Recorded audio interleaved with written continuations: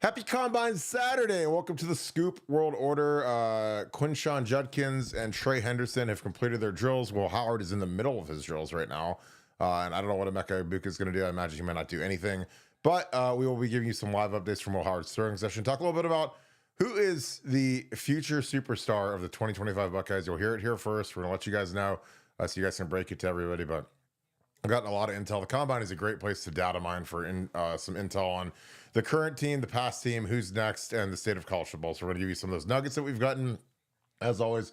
And we're going to take your super chats as well. If you guys enjoy our content, please leave us a like, click subscribe, also click that little alert bell again. Appreciate you guys being on here each and every night. This has been an incredible run, even through the doldrums of the offseason. There is no offseason here. So obviously, with Will Howard is up. He is throwing.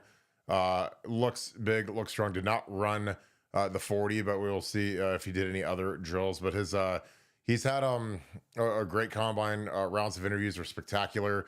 There's a very interesting and funny story that Pat McAfee relayed where a couple of his staffers were out late night a couple nights ago in Indy, and they're walking back home, I'm sure after having some adult beverages, and in one of the parking lots adjacent to the hotel, there is a humongous figure and someone else throwing and playing, throwing and catching, and they walk up and find out it's Will Howard. Will Howard was kind of going through the paces of kind of the combine workout. Again, the combine it's the ultimate open book test where everybody knows the drills, everybody knows the routes you have to throw. So you can really get good at it. You can really practice it, and it's something that these guys have all seen these drills. They know these drills, and it's just time to actually take the test. It's like you have the answer key for the entire time you're training, and now it's time to take the test. But Will Howard looks like he's going to throw. He's getting loose, so we'll give you some updates on how he does. But with that being said, let's bring in our good friend Nevadabuck. Nevada, nice start to the day for the guys at the combine. I thought Trey and Quinshon had very good days. Obviously, they both tested out exceedingly high. I'll throw the numbers up on the board in a second. But what were your thoughts on Trey and Quinshon who are done with their NFL combine? I thought Quinshon helped himself today. I think Trey, for me, probably didn't put up that blazing speed time that we thought. But it was really interesting because he ran a 4.43, which is shocking to me because I really thought that he'd be in the 4.3s. But I talked to somebody. I talked to you in the pre-show. I have a good friend who's a very prominent agent, and he was talking about Trey running the 40, and he goes, he didn't time really well fast, but he ran really fast. I go, well, what do you mean? He goes, well, he timed out over 23 miles an hour, or 23 and a quarter mile an hour, or something like that, which is really, top, I mean, amazing speed. But he just, he didn't have the explosion out of the start. His technique wasn't great on the 40. They didn't think. But they didn't think it hurt him. But I was hoping that he'd put up some sort of amazing number. But he was more like Saquon Barkley ran 4.4 at the combine. Trey's a 4.43. But so like I said, so I was a little disappointed in Trey's number. Quinshon tested really well. I think he had the longest broad jump. I think he ran a 4.48 or something like that in the 40, which is kind of what we knew. Quinshon's not as fast as Trey. But it'll be interesting to see where they go and how they go about doing it. I'm just surprised that they ran at all. I'm happy that they ran. Was hoping that Will Howard would run today, but like you said, he's throwing, which would be interesting to see. And he's been kind of killing it in all the Ohio State guys have been killing it in the interviews, but Will Howard has been killing it in the interviews. And I think he's gone past the point now where it's like he's going to be on an NFL roster, or he's going to be drafted, or he's going to hold a clipboard. I think he's going to be a good NFL quarterback. Like, I think he's going to be able to play in the league. He can make all the throws. He's so big. He's fast enough. He's certainly a willing runner. He's a fast processor and just a solid character guy. And I think if he gets in the right system, he's going to be a terrific NFL quarterback. Like anybody, he's got to have the right opportunity, the right chance. The Raiders would be a great fit for him, if they were to pick him. But excited to see how if he's throwing to be excited to see how he does through that. But I think the Ohio State kids are all doing really well at the combine, and that's a tribute to Ryan Day, Mickey Marotti, and the entire staff. Yeah, I agree. I think that every kid, and for those of you guys that are on YouTube, I have the raw athletic scores for Trey Henderson up on the board, so I'll just read through it for those of you that are listening on audio. And again, if you are listening on audio, make sure you subscribe on Apple Podcasts for us. Um, you can't do anything about your height and weight. Obviously, you can be a little bit skinnier or whatever. So he got red marks for being 5'10" and 202, which again for me that's perfectly fine for a running back. But his vertical was 38.5 inches. I know that's covered up by my little silhouette. And then his broad was 10'8", which those are outstanding marks. Those graded out. The athletic testing is on a scale of 0 to 10. So the vertical was 9.35, like the percentile. And then the broad jump was 9.85. Teams love broad jump because it measures explosion. The 40, as Nevada mentioned, was 4.43 on official, which was that's 9.39. That's a very high percentile. It's Greene across the board. His 20 was 2.8. His 10 was 1.58. So are we a little surprised? Because again, I would have lost money if you said, Kirk, will he break 4.4? I said, yeah, he'll run 4.38, 4.37. Again, just because I look at the tape and the film and again, like the thing that is much different now as opposed to like previous years. And again, I know that they've started doing all these hyper analytics, but the fact that these guys all have GPS sensors in them that can measure how fast they're actually going, especially at the end of the run. I think that is something that kind of reprograms the way teams look at this. Because again, there's some guys that get to that 40-yard mark and they're decelerating, and then there's some guys that are at 40 yards and they're just starting to hit that sixth gear. And again, the most perfect example of that of all time was Ted Ginn. I mean, Ted Ginn, like you watch that guy on the field, and you guys all remember him versus Notre Dame, versus Michigan, versus when he'd get into the open field, like from 1 to 40, great runner. I mean, he ran a 4.4 at his pro day after he had a broken leg and all the tragedy that happened at that Florida game, and Roy Hall tackled him. But most people thought when they saw Ted run on the field that there's a 4.27, 4.25. Could he break the combine record? Some craziness like that. But he ran a 4.4, like 4.41, and people were stunned by that. And he still went top 10, and he still was one of the fastest players who's ever lived. But Ted's real speed was from 20 to 60, which obviously when you only run 40, when they stop the clock at the 40-yard dash, like you don't see that true speed to the 60. So again, I think Ted's the kind of guy that if they put a GPS on him, when he really got into his gallop, I guess you could say, you say, oh God, this guy's way faster than that 4.41, because not all 4.4s are the same. I mean, there's some guys that are just starting to get rolling, and some guys they're kind of topped out at their speed, which again, it's fine. But again, like that's why when Nevada has access to some of the GPS numbers and they say, yeah, Trey was actually running this, it raises your eyebrow, because again, like that's probably what he was at when he crossed the finish line. Like he was at 23, and not all the guys were at 23. Some guys might have started quicker than Trey or whatever. And again, we're not just making excuses for it, but it's interesting when you see some of the deeper dive analytics into the actual run. But what this is great for Trey Henderson is he doesn't have to do any of these drills ever again. He can skip everything at pro day. Again, if I'm his representation, if I'm his agent, I'm saying, Trey, this is a grand slam home run because you checked the box. You ran a 4.4. That's plenty fast enough. Your jumps were fantastic. So you don't have to do any of that now. So again, the hard part about a 40 and one of the negatives to these guys that skip the 40 is that, it's all on the pro day now. So if you have the flu and you got to run at pro day and you run a slow time, like it's, how much does the team love you? How much do they believe that you just had a bad day?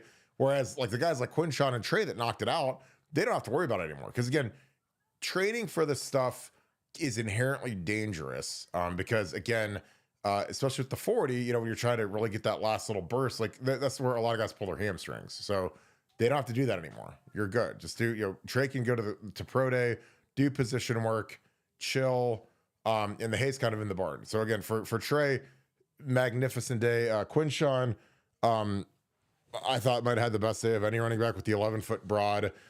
He was about 20 pounds heavier than Trey. Had a really good day. Didn't catch the ball great, but that's not really his game. I think that Quinshon and Trey are just such different players. It's like comparing, David Montgomery is more what Quinshon is, and excuse me, Trey is more like Jahmyr Gibbs. Both running backs, but just very different skill sets. Both fantastic players in their own rights. But yeah, like I said, I thought it was great days for these guys, and I was happy they got through the workout. I was happy they didn't get dinged up. Again, I was at pro day when Ryan Shazier pulled his hamstring and he had to sit there with an ice pack. No, he still went first round and ran a 4.35 at his pro day. So magnificent. But I think the only downside to today for these guys was this was literally the fastest running back class in combine history. They said that on the show with Rich Eisen and Daniel Jeremiah and Charles Davis, I absolutely love.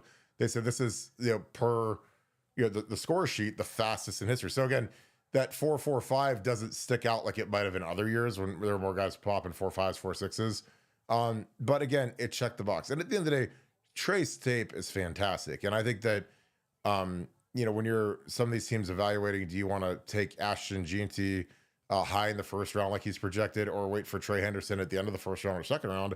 Like to me, it's the same thing with, Cam Ward, Shador Sanders versus Quinn Ewers or Will Howard later on. Like, is there that big of a gap, or is it just some sort of discrepancy? I don't know. But to me, I look at the kind of all of the ancillary factors of what Trey's done, what Quinshon's done.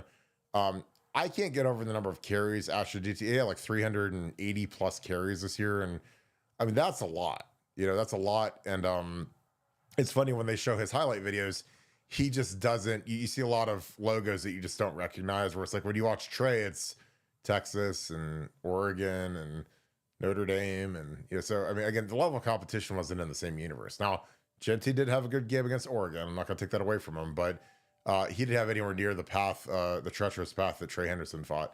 Nevada, your thoughts on any of that? And we can get into some of the highlights and some of the nuggets that we've mined and found out over the combine weekend. Yeah, no, I think Quinshon really helped himself out, and it's kind of interesting to go back and look at things like Teddy Ginn's 40 time and stuff like that. I think they had him. When he ran at pro day, they had him time between 4.38 and 4.45. So yeah, right in this ballpark, and Ted Ginn's one of the fastest players to ever played the game. So it is kind of interesting how 40 time translates to football. I mean, Donovan Edwards ran 4.45 today, which is absolutely shocking to me because that big, fat, slow guy, I can't believe he ran even in the same. I can't believe he ran faster than Quinshon did.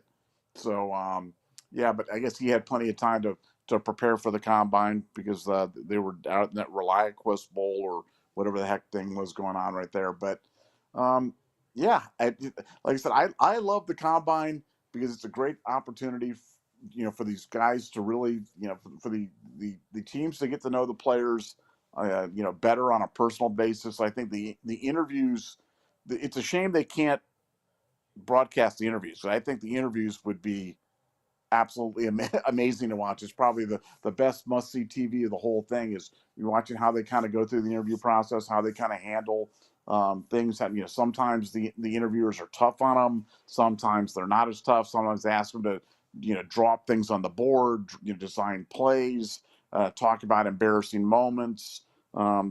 Just a lot of things, a lot of them, these teams have psychological questions where they have, or what type of fish would you be? And I mean, it's really, really interesting to see how it's kind of gone through with the comment, how this thing has kind of evolved from a, strictly, running and jumping to now it's really trying to do a deep dive into the psychological profile of these kids. And, when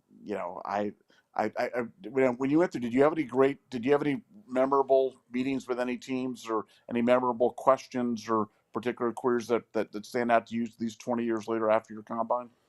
I mean, would you rather be a dog or a cat? That was what's the right answer? What's the right answer? Did you check afterwards what the right answer was? A cat. It's not even close. Like, I mean, because a cat could be a lion, a jaguar. Like, show me a dog that can mess with a lion or a jaguar. It doesn't mean a house cat. Like, the cat family, like the king of the jungle is a cat, lion, tiger, jaguar. Like, I mean, they can do anything. And again, I love dogs. Like, you say, what would I rather have as a pet? It's a dog all day. German Shepherds all day. But if you said, Kirk, you have to come back as an animal, I'm like, well, I mean, I'd love to be like a jaguar and just be able to run, be the fastest thing on earth, or be a lion and just be a monster all the time. But so that was my explanation too, because I don't think it's close. Now, if it said if I have to be a domesticated animal, well, yeah, I'd rather be like a pit bull or a German Shepherd or something, not be a little house cat. But again, that was how I looked at it. Because I'm like, dude, look at the versatility the cats have. Look how powerful and terrifying they are. I mean, you get a big giant lion chasing after you. Like, there isn't a dog on earth that can emulate that kind of terror because they're just not as big. So now again, I don't know if that was way too in depth and people thought, God, this guy just overthinks everything. But I mean, dude, like jaguars are cool animals. And so are lions and everything else. So I like wolves, but I guess that's a little further away from being a dog. But I don't know. Like I is that how you take the question? Because I probably Well, you fell a probably would couple have been. rounds. No, I was gonna say you probably would have been taken in the first round if you just said like Chiweenie or something like that. But you went with the domesticated cat. All our cat does is sleep all day. We have this big cat tree, like the little thing where they have all this stuff to play with, and it just sits at the top of it and sleeps like 23 hours a day. So they're probably looking at you and they're thinking that Barton's just gonna be big and lazy, and we're not gonna spend our first round pick on him. So your whole life could be different if you'd answer that question just a little differently, there, man. Well, I might have been wrong. Like that was one that I was right. I mean, obviously, I put some thought into it because I was like, if you really think about it, like, is it cooler to be like a jaguar or is it cooler to be a dog? I'm like, well, and I was like, what is the baddest, toughest, craziest dog? Like, is it like a Caucasian Shepherd? Those things are like humongous. Is it? I don't know. Like, I mean, I was looking at what are the biggest dog breeds and massive, and I was like, well, none of those can hold up versus a tiger, let alone a jaguar or a lion. Like they're just not going to be in the same universe because they're not as big or as strong. So but yeah, I probably put way too much thought into that. But yeah, they love showing your lowest. Tez Johnson, this is great. Tez Johnson, Mr. Speedster from Oregon, just ran a 4.55. So congrats to Denzel, because Denzel beat him like he beat him the second time we played him too. Wow, he ran 4.55. And he looks skinny. I mean, he looks like he hasn't eaten in like a month. I mean, he looks really thin and frail, and he ran a 4.55, which, again, when you're that little and skinny, you better be running 4.3-ish. Yeah, it's funny. The fastest guy thus far is Golden, the receiver from Texas, who we shut down. He ran a 4.3 flat. Isaiah Bond from Texas ran a 4.41. Luther Burden, who might be the number one receiver, ran 4.45. So Emeka is not running, which is fine, but yeah, Tease Johnson, his little Josh Kelly just ran a 4.70. So that, again, that's the disaster. Like that's the thing you don't want to do at the combine, is run the 4.7 when you're a wide receiver and everybody else is popping off 4.4s, because that's the red flag. That's why, like, it was what Trey did was good. It checked the box, 4.45, 4.43, whatever it was, and you're good. Okay, that checks the box. That's what when we watch the film, he looks like that or faster. And again, like with the analytics that say he was 23 miles an hour or whatever with his little, catapult sensor on that these guys all wear now. Be interesting. Like that, honestly, that's the number that would be interesting to see, is like the catapult number as these guys do drills, as these guys, like, how fast do they get up to? What are the real peak speeds? Because I think that's more fascinating to me than like what's their 40 time. And 40s, they're great. Dumb teams will put too much stock into them, but the film is the most important thing, and making sure that the film, the number lines up, just making sure Trey didn't run like a 4.58 or anything crazy, which he wouldn't have, unless he slipped and fell down for the first 10 yards. But getting that 4.45 on paper in front of the world is great for him. Like I said, that's all that you want, is to hit the number that's expected of you by most of the personnel people and to not get hurt. And again, the reason I say I'm not saying torn ACL, broken leg. I'm talking just pulling your hamstring and not being able to do anything for the next month. So those guys both accomplished that. That was perfect. And like I said, I'm thrilled for them. Well, Nevada, in this show, we talked about, because we've gathered a lot of intel from the combine, who is going to be the next superstar for the 2025 Buckeyes, and why it's the guy that we need to be the biggest superstar. So, Nevada, you can reveal the pick for the 2025 rising superstar for Ohio State. Well, it's funny because Helping Technician came out with something today. So this is non-combine information related, But the helping technician, who's one of the great insiders on our Buckeye Scoop message board, came out today with a glowing endorsement of Julian Sayin as the next great quarterback at Ohio State.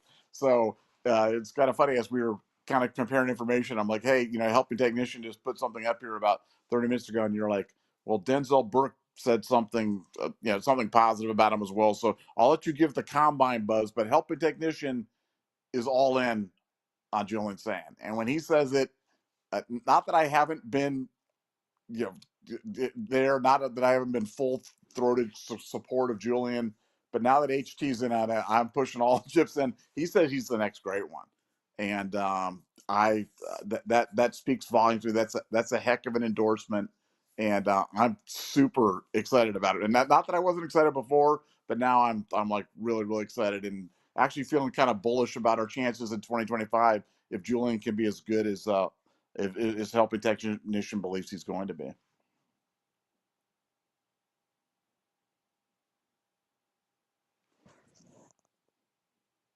Are you speaking, Kirk? Because you're not. You're speaking very softly. I apologize. No, I think that he's a hoss, but it's not like a hoss like our boy Will Howard is. But I think that when you look at what he can do and how quick he's going to get rid of the ball, there's no real downside to his game, especially when you've got guys like Ennis and Tate and JJ. And again, like when these guys like Will Howard are saying that it's Julian's time now, like they say that because they know what time it is and what he is and what he can do. And, and that's part of it. Again, there's always the thing about college football that's guaranteed is there's always a changing of the guard. And it's every 2 or 3 years where a group of guys moves on. And when you have a group that's been as big and has stuck together as long as this past group did, thank you, NIL, they know kind of who's going to be the mental guys to step into the shoes of Will Howard or James Peoples stepping into Trey Henderson's shoes. And, I think that,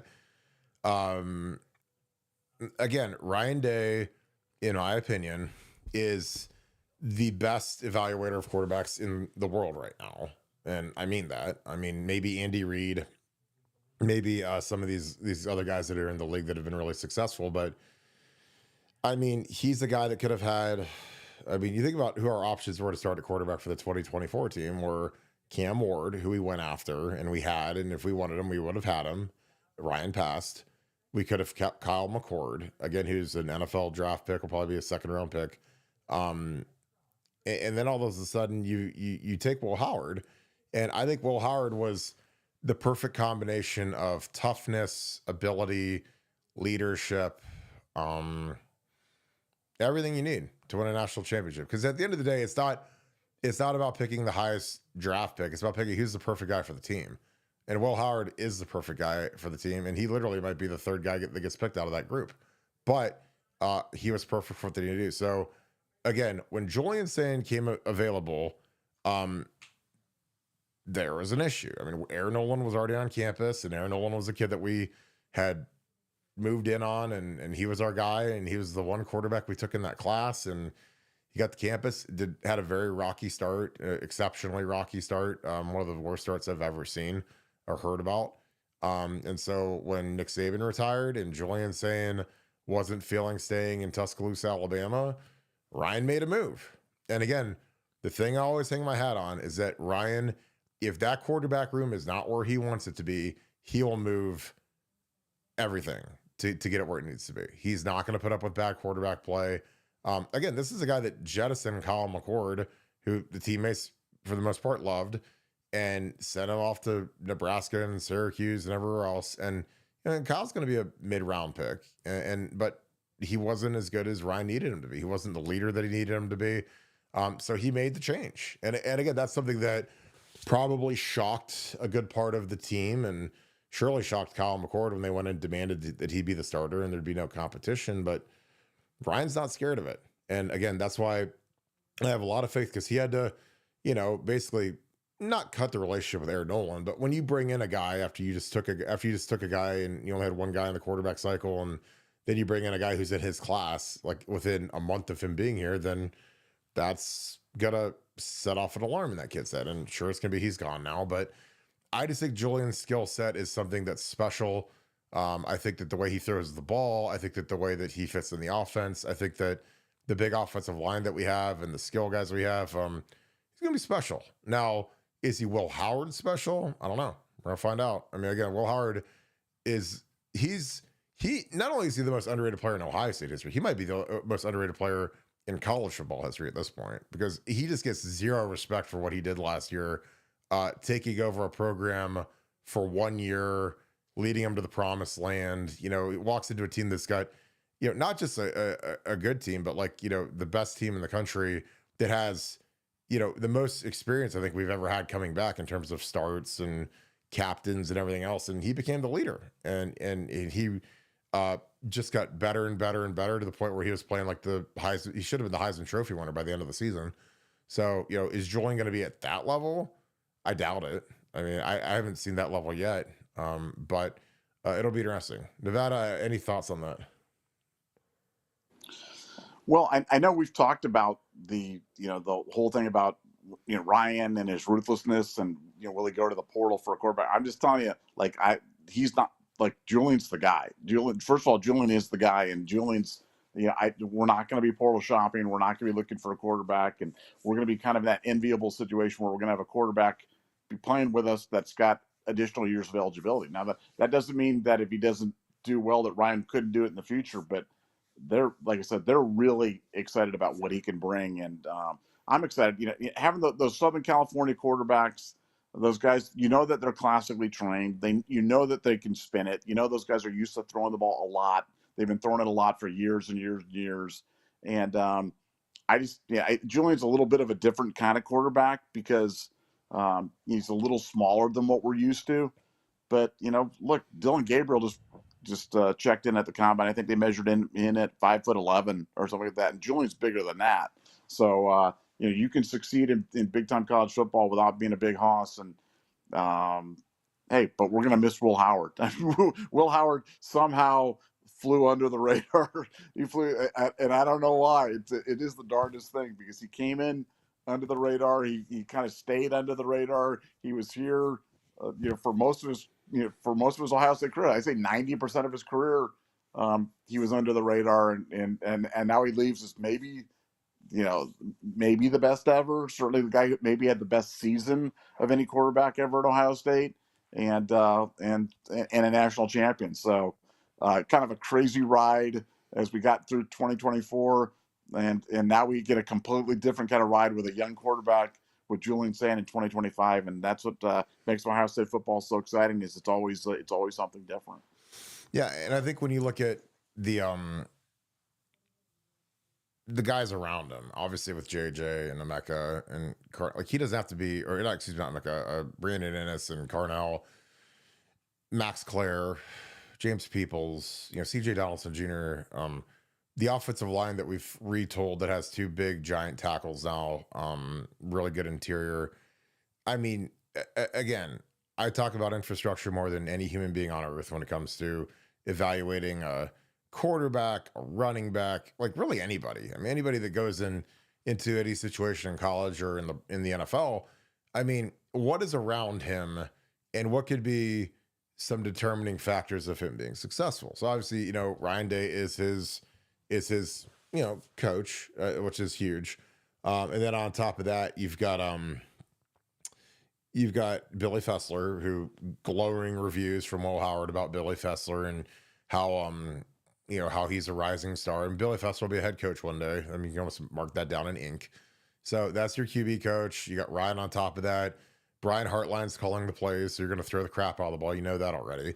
And so like it really sets up nicely for him. And again, I want him to get rid of that ball fast. I don't want him taking shots because he's just not big. And again, that's fine, but he's not Trayshawn Holden, who was the guy that spit in Davis Enigmanosin's face, 4.58 and 4.57.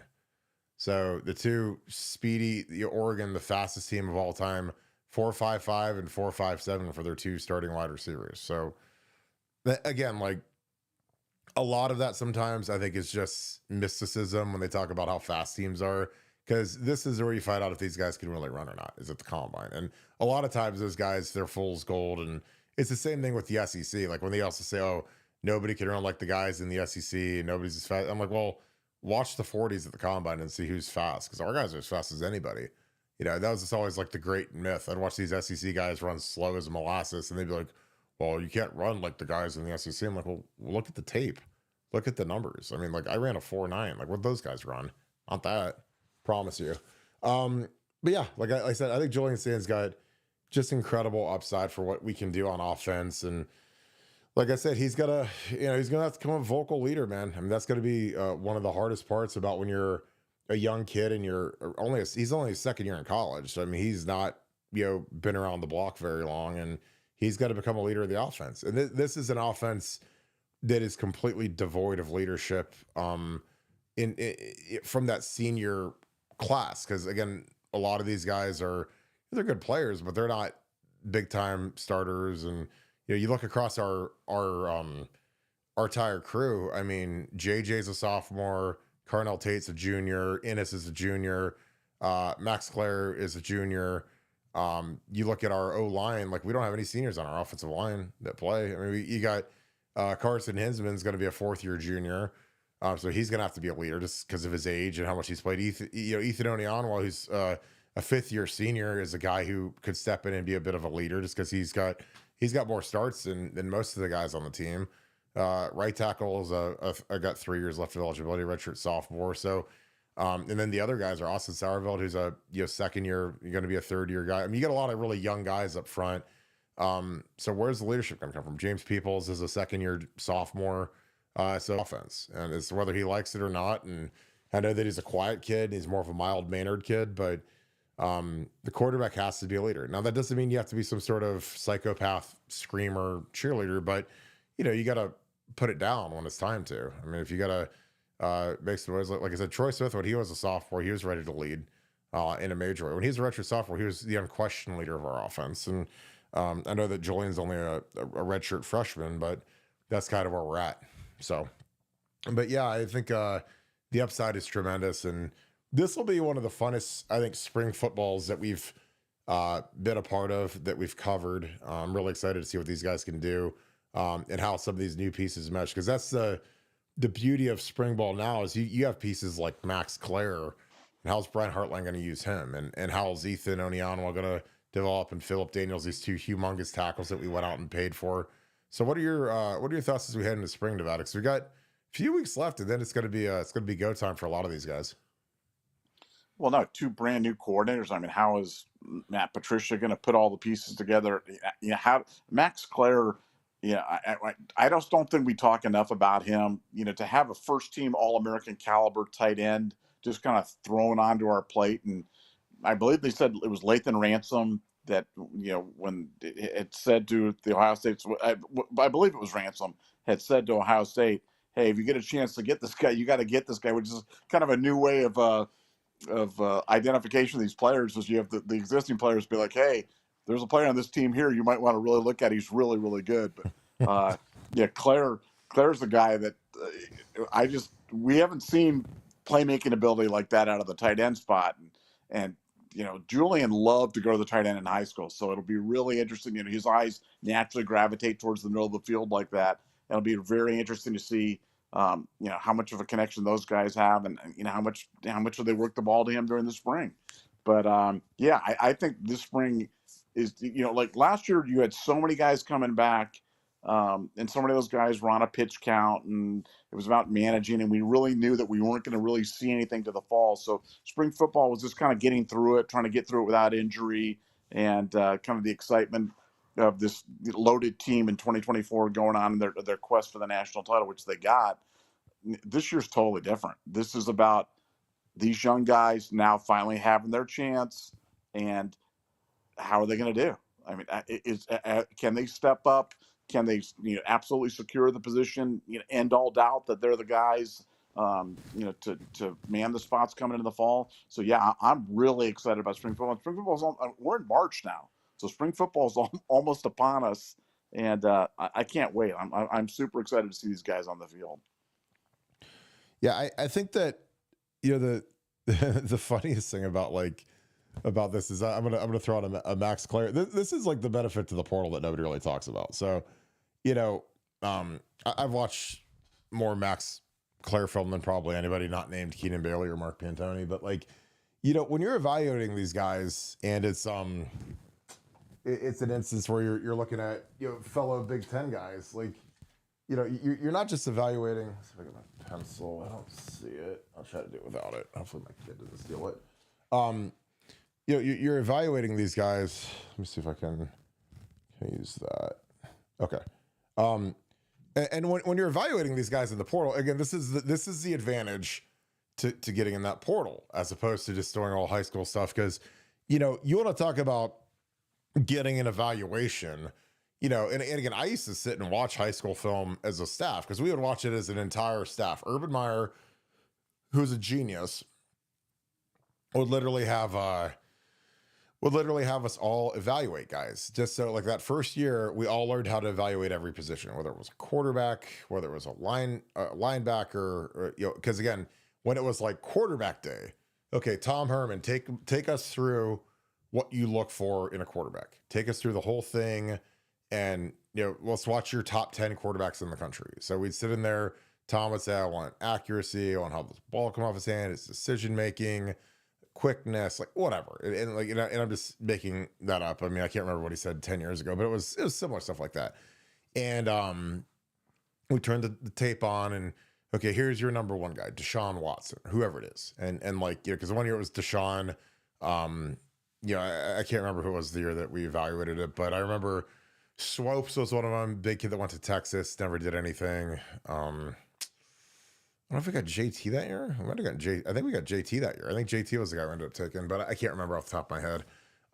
But it was that 13 class where obviously that was when we got Ezekiel, and we were it was a really good class. Bosa, they're all in that class, and we were evaluating them. But we went through the whole thing, and we'd watch each position. But that's great. Like, it's great to watch highlight films, and usually that's what we'd watch because we didn't have enough time to watch full games on every single player. But you watch the highlight tape, and then you go back and watch a full game or two just to kind of see everything that's does he play hard?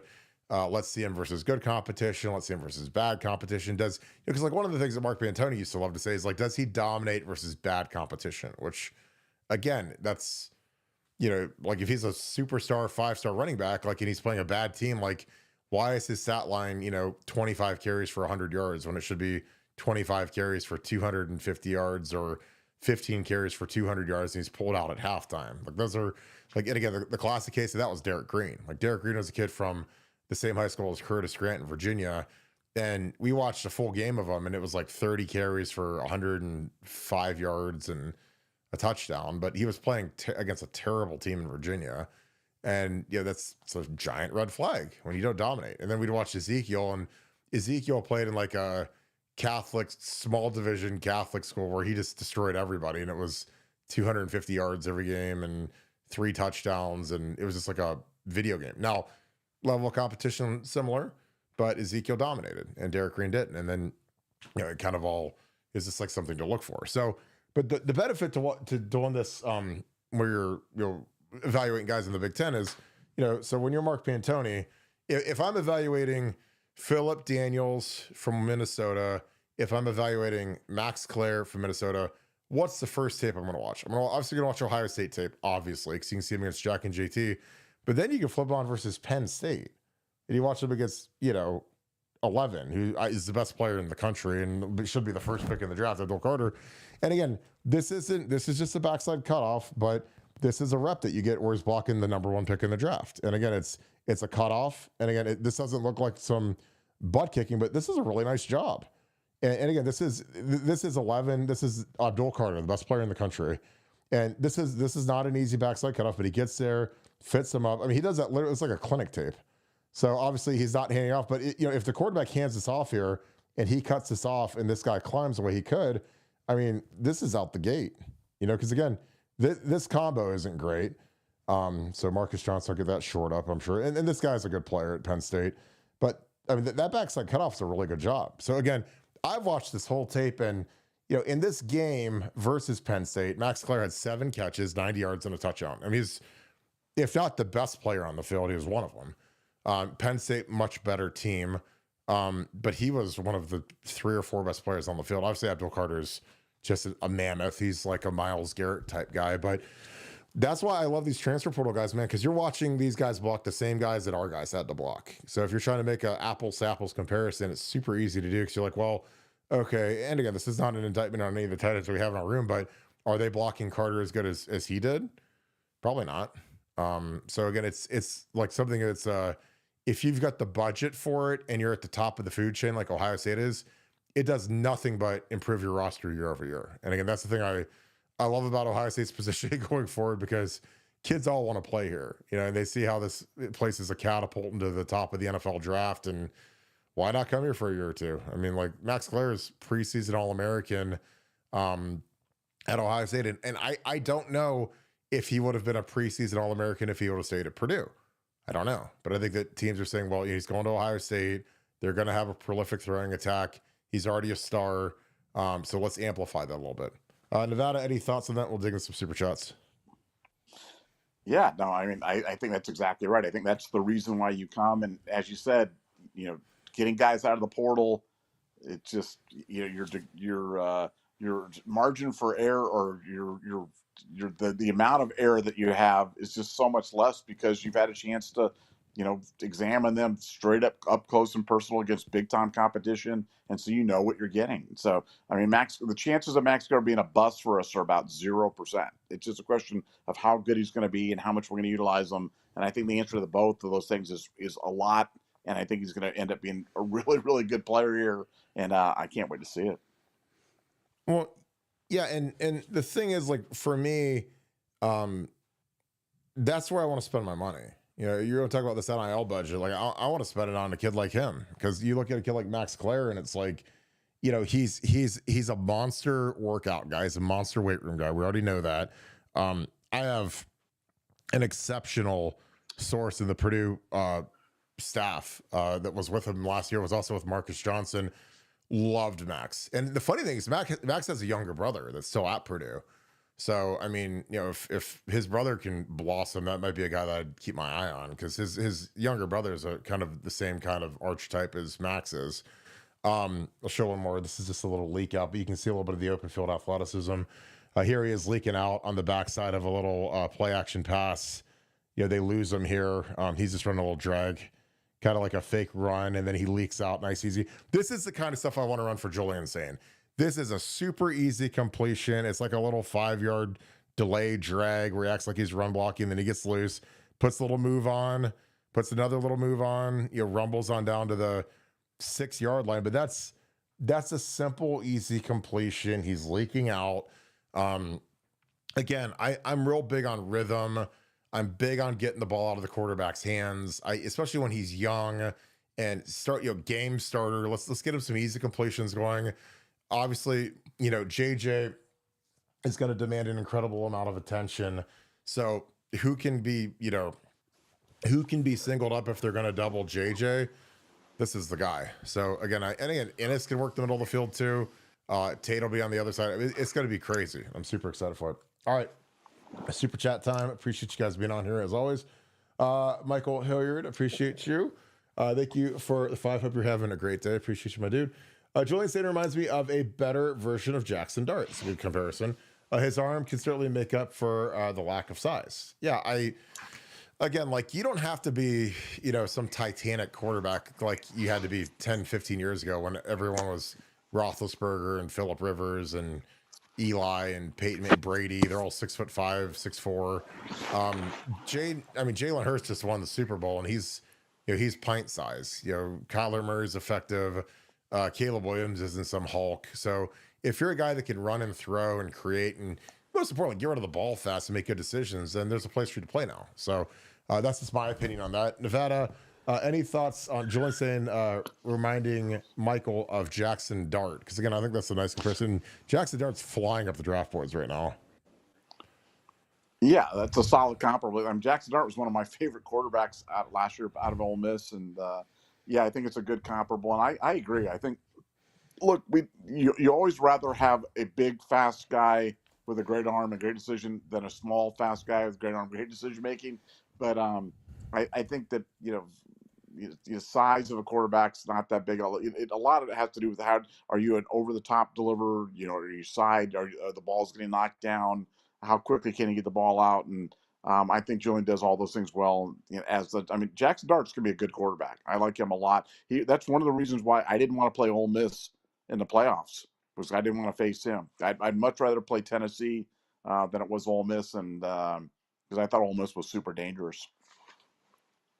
Well, yeah, and he we saw what they did. Obviously, that was like one of the easiest bets of all time is when they played Duke in the bowl game, and Jackson Dart played, and Lane Kiffin was ornery, and they were just running it up on him pretty bad. But yeah, I think that's the question I think you get into with some of these quarterbacks is like, how high do you want to go on Jackson Dart versus Shedeur Sanders or Cam Ward? You want to take Cam Ward at number 2, you take Jackson Dart at 34 or the second round. I mean, I don't know if there's that big of a difference. I mean, like I said, I'm terrified of Shedeur, and like, I'm not being a hater, but it's just like, is he really going to be like the grinder? Because I didn't like his attitude at Colorado, where he was constantly blaming. He didn't have a running game. He didn't have an offensive line. Like, again, the fact that they mic'd this kid up and they let him do all the social media content is crazy, because he blames everything for why he wasn't better than he was. And he's still a good player. Like, don't get me wrong, there's a lot of talent, can run. If you put a gun to my head, I'm taking Cam Ward any day of the week. Even if he sat out the second quarter of that thing, I like his mentality a lot better than I like Shedeur's. But if you really put a gun to my head, I'm taking Abdul Carter or Travis Hunter, in the top 2 before I take either of those guys, because I think those guys are slam dunk Pro Bowl players. Because man, the thing that kills you if you're picking at the very top of the draft is if you just whiff and you take a guy that can't play and he gets everybody fired. But that's just my opinion, being a guy that used to go to every Browns game when I was a young kid. So just my opinion, because again, I think the value at mid round at quarterback, I think, is incredible in this draft because of guys like Will Howard and Quinn Ewers and Jackson Dart, and like, there's a lot of really good players that are going to be second, third roundish type picks that I don't think that there's that big of a gap between Shedeur and Cam Ward and Will Howard and Quinn Ewers. I just don't. Adam Dare, thanks for the 10. Will we get any clarity on did you get the Spiro text from the other night? I created a video with your clip on it on X. Oh God. I don't think we can say it on air, because I think that was something that he's going to break. So again, there's some stuff like this out of integrity. Like, we can't, if someone says this, something to us in confidence, like, we can't go with it. Nevada, I believe that's where we were with that. Yeah, I will clarify though. It's not like it wasn't breaking news as regarding this scandal. It was information that I had not seen before about another scandal. Basically, just saying, boy, Michigan is a mess. Boy, Harbaugh is a mess. Boy, that whole program is a mess. So I that's how I'd characterize the news. But I agree with Kirk. We want Justin to be able to do Justin things, because I didn't have the information. It was his scoop, but it was not related directly to this NOA or this current NCAA action. It was more of a, hey, let's all laugh at Michigan. Boy, they really are a cesspool of badness. Yeah, and like, he can, when it's something that we don't have and he has it and he shares it with us, like, we can't go with it. But it is bad, and it is comically bad that that's kind of where they're at right now. But Spiro's good, man. I mean, he is a rocket ship when it comes to getting some of this inside information, because he got sources everywhere, and he's a great guy to talk to and loves us, and we love him. Great dude.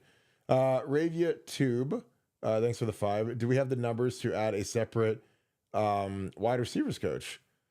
Well, I feel like we do, because we hired Devin Jordan, and then we hired oh God, the new kid that was from like Oregon or something like that, or not Oregon. He was from where was he from? Ohio State coaching hire. He was he's gonna be a quality control coach, but he's got a wide receivers background. You can tell that they're trying to stockpile guys that can help out in the wide receiver room. I can't remember his name off the top of my head, Nevada. Any idea? I'm sure you have no idea. No, I just saw the defensive line coach, the guy that we got, the Oregon UCLA defensive line assistant, but I didn't see the. It's hard to keep track, and I follow stuff for a living. It's hard to keep track of all these quality control. Colin Keanu is his name. That's who it was. Colin. Yeah, That's yeah, I'm sure I was going to say that. I was going to say you were like, that was right at the tip of your tongue. I'm sure. Colin Keanu. Yeah. So he was most recently the Western Illinois wideouts coach, and he's going to be an offensive analyst for Ohio State, obviously working with wideouts. Previously on staff at Nevada, where he worked with wideouts and quarterbacks as an analyst. He was not a full-time coach. But again, the thing I cannot scream enough is that the full-time coach thing doesn't matter anymore. If you're an analyst, you get to coach just like you're a full-time coach. So that's why, when we hire these analysts, they just mean so much more now, because those guys can go on the field and actually coach.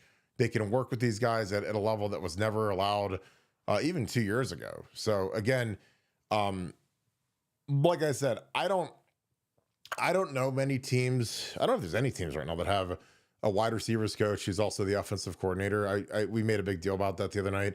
I looked around a little bit, not too hard, and you guys could prove me wrong. I hope you guys do. Put it in the comments if you guys find a current team that has a wide receivers coach who's also the OC, the play calling OC.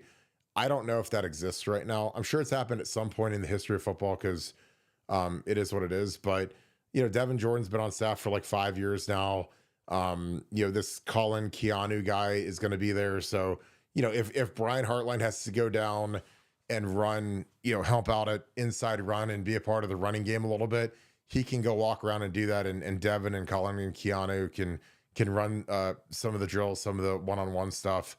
Because like Devin's been there for 5 years. I mean, he knows the offense, he knows the players, they know him, they trust him. And again, it would be the same if I would have still been there when Ed Warner was the offensive coordinator and they needed me to run some of the O-line drills. I could have done that. Like, that's not that hard to do. But that's the biggest thing with Brian, is like Brian has really got to get in with that running game. And I know that when you're a wide receiver, that's like mixing oil and water, but that's, the thing that he's going to be, he's got to learn how to call the running game. Because again, there's an art to it, and that's something he's going to have to figure out. And, like I wish that we didn't open with Texas, but we do. So he's going to have a good plan for it. And again, that's the thing I'm most excited about with Matt Patricia is Matt Patricia is going to push Brian very hard. Matt Patricia is an excellent play caller. Again, I know everybody likes to focus on the lowest moments where he was a head coach and whatever. But the thing I always point out is that the funny thing about Bill Belichick is when you look at his coaching tree, when guys leave the nest, when they leave the Belichick family, the Belichick coaching tree, they leave that New England facility, like, do any of them have success? Like, ever? Like, Bill O'Brien in the NFL did not. Romeo Crennel did not. Charlie Weiss did not. Josh McDaniels did not. So it's not like some new phenomenon when Matt Patricia leaves the Bill Belichick fortress that as a head coach, he did not have success. Because even the guys that, Josh McDaniels was like the most surefire candidate ever. And he was the guy that they thought was going to be the coach in waiting in New England, especially after he came back from Denver. He was the head coach at Denver when he was like 35 years old. He was like the young phenom, and he was a disaster in Denver. Came back to New England, rehabbed his image, took a humongous deal to be the coach of the Raiders after he turned down a deal that he'd already agreed to with the Colts. And then it was a failure there. So, I don't know. Like I said, as much as people want to bang on stuff and say, well, he was a bad coach with the Lions, I don't care. Like, all I want to do is coach half the ball. Just coach the defense. I'm not worried about him running the team meetings and getting the whole thing. Because just because you're not a great head coach doesn't mean you're not a great coordinator. They're two completely different skill sets. Nevada, any thoughts on that review? Too best. Do we have the numbers to add a separate wide receiver coach? Anything to add to that? No, that was a pretty extensive answer. No, it'll be interesting to see if they add another. They're just going to stockpile analysts and people, and it'd be interesting to see if they do any more internal promotion on that as well. Yeah, it'll be interesting to see. Because like I said, it's all different now. And like I said, it'll be interesting if we ever get to the point where you take the coordinators off the road and you put a couple of young gunners out on the road to recruit. Which again, I know that sounds crazy, and oh, Kirk, you're going to make Chip Kelly and Jim Knowles not have to recruit, but obviously it's a different conversation with Brian Hartline. Brian Hartline, one of the greatest recruiters who's ever lived in the history of college football. That would be a tough duty to take him off the thing. And when he's been so good at recruiting, obviously you can't take Brian Hartline off the road, but how much would we have really lost last year if we would have taken Chip Kelly off the road and Jim Knowles off the road when neither of those guys really recruited anybody? I mean, they humped out with Caleb Downs and stuff, but were they ever actively kicking the door in when you could get, I would get a couple of young gunners out there and have them go hit Atlanta. I would specifically hire guys that had deep ties in Metro Atlanta, that Georgia area, and Texas. And I would say, okay, guys, you guys are going to be, two of the top 10. You'll be an analyst, but you're also going to be an on the road coach. And, I don't know. I know that sounds crazy, but, if you want to make the coordinator job at Ohio State much more enticing, say, look, this is going to be like an NFL position where you're going to have a minimal amount of recruiting and you're not going to have to go on the road. Because again, you say that to some of these NFL guys and they'll come flying in here. And, again, I like with Jim Knowles, when people say he was old and grumpy and he ate, fondue at every meal and vegetables and stuff, I was like, as long as he can coordinate the defense, I don't care. Same thing with Chip Kelly. When people tell me Chip Kelly is a lazy recruiter, I'm like, as long as our offense looks awesome, I don't care if he ever calls anybody, but at some point you say, okay, well, let's just make it what it is and put a couple of these guys on the road. Now, again, I know that sounds crazy, but I know how some of these old timers are, and I know why they're all fleeing to go to the NFL at this point. It's because, they're like, well, hell, I don't want to do that. I don't want to go drive around Miami and stop at all these high schools and beg kids to come here when I can just go hang out at the combine and eat shrimp cocktail at St. Elmo's, but just my opinion. Nevada, do you have any thought on that? Because I know that sounds crazy, but the infinite coaching thing is just, and again, could you attract a better person? You say, hey, you're going to be one of the 10 accountable coaches, and you're going to go on the road and recruit, but you're not going to be, you're going to be an assistant wide receivers coach. Any thoughts on that? Yeah, I've thought about that. I just don't know how practical it is, considering that people want to know who their position coach is going to be or develop that relationship with a guy that's actually going to be coaching them. I'm sure you could get around it with some of the stuff. And it's an interesting idea because you've got to find ways to make the college coaching jobs less toxic and less, and more attractive than these NFL opportunities. And that certainly would be one way to do it. So that's certainly an interesting thought. Yeah, I just, if you would have had Chip back this year and you made Billy Fessler the quarterback's coach, because that's the thing with Jim Knowles is he was a walk around coordinator last year. So he didn't really have a room. Now he can obviously help out with everybody, but is there a way for him to be more valuable still in the building? Or again, I don't know. There's a lot of ways to do it. Cause again, some of this occurred to me with the fact that Deion Sanders, who again, I think is, he's all over the place. There's some days I think he's a genius. There's sometimes I think that he's kind of a doofus, but he literally says, I don't go on the road at all, ever. And he's the first college football head coach in the history of college football to not go on the road. And he says he does it because, if he doesn't go to one high school, the other one will talk trash about him and whatever. But he's the head coach and he doesn't go on the road, and they recruit decent for Colorado. Colorado's not, you're never going to get, they've got some really good players because of obviously Deion with Travis Hunter and Shador, but they're not going to recruit against us usually. But they did beat us on Jordan Seaton. So I don't know. I look at, how could I see the sport changing with the infinite coaching rule? And I'm always looking for how are the really smart programs going to game the system and do that type of thing? How are they going to improve it and enhance it or whatever? So, yeah, it's my opinion. All right, Nevada, we can wrap this thing up. Any final thoughts? Don't forget to support our coffee at BuckeyeScoopBrew.com. We all proceeds going to pay it forward. So if you like coffee, you want to help us out, go to BuckeyeScoopBrew.com. We've got breakfast blend, black and tan.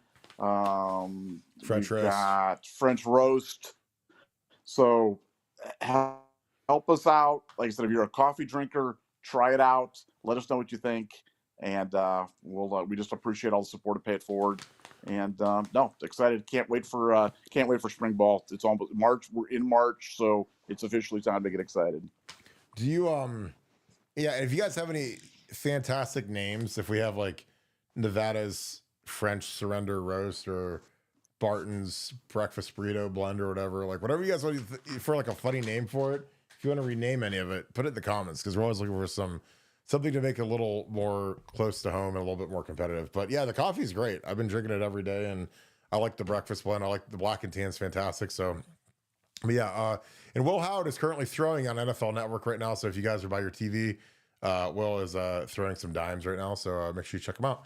All right, let's wrap this thing up. If you guys enjoy our content, please leave us a like, click subscribe, let's click that little alert bell. Appreciate you guys so much for supporting us and helping us grow this channel. It's been fantastic. I'm growing subscribers at a rapid rate. And we appreciate you guys. So again, make sure you guys leave us a like, click subscribe, let's click that little alert bell. Again, I appreciate you guys so much for all that you guys do growing this channel. If you guys want to do something awesome for us this weekend, give us a follow on Apple Podcasts. Again, we are growing that platform rapidly, and you guys have been a huge help to that. So with that being said, thank you so much, Buckeye Nation. Thank you, Scoop family. We'll talk to you guys tomorrow. Hope you guys have a great rest of your day. Go Bucks.